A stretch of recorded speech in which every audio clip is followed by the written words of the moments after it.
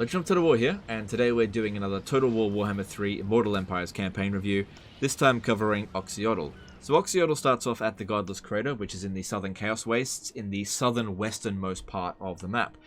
There are no factions to the west, or settlements to the west of his position, allowing you one of the most linear conquest lines in the early game that any faction has to offer. There are only demons on the Southern Chaos Wastes, so there's really no need for any diplomacy, at least until you meet Teclis. Now, your earliest major enemy is going to be Kairos Fateweaver, who I highly recommend you take him out as quickly as you can. You do not want to let him linger around, researching Halt faction, and then bothering you with that faction ability, which is one of the most annoying in the game to deal with, every 7 to 10 turns. So taking him out early is highly recommended. Now, he's got a pretty basic campaign if that was only what he was doing, but you've also got his main campaign objectives, the visions of the old ones. This is where the interesting part of his campaign really comes down. Now, the first mission that you get is quite obvious. It's just take out the enemy that's right next to you anyway, so you don't really need to travel to your destination.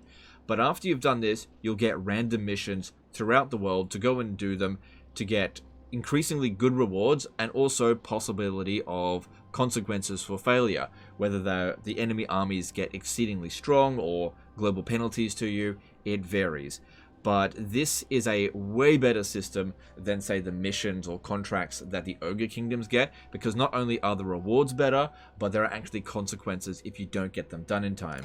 In addition to that, you've also got the Silent Sanctums, which you are able to make a new one anywhere in the world every time you obtain 8 of these Sanctum gems, which, if we had a look over here, we'll get 8 of them for finishing that mission there.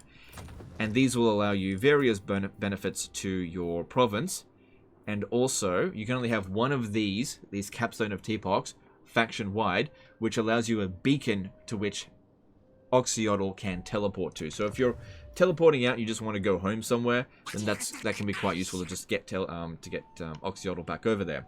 So he's got a very strong faction, lots of really strong faction abilities, reduced upkeep costs for skinks, loads of abilities in here that improve the skinks by a ton. So it's a very skink-focused campaign. And you've also got Tehenowin fairly close by, who is also a skink-focused legendary lord. So confederating Tehenowin early on is actually reasonably easy, because he has quite a difficult campaign himself as the AI. So he's usually pretty easy to confederate if you're just patient enough, because he doesn't really do so well going up against Pestilence. So overall, I'd say that Oxyotl has a very interesting campaign, but you really need to play beyond turn 30 for things to get interesting, because at the beginning of it, it is quite linear.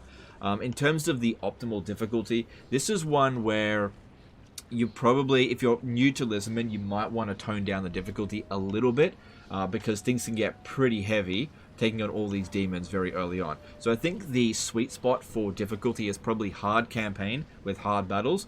But obviously, if you're a veteran of Lizardman, taking on the extra challenge on legendary difficulty can be well worth it. This is a fun campaign with some good campaign mechanics. I think this is a really good start position for him, so that he's not bothered by natural enemies nearby, so that he can actually go and do the thing that you're sort of supposed to be doing, going around and doing the visions of the old ones. So it's a good campaign.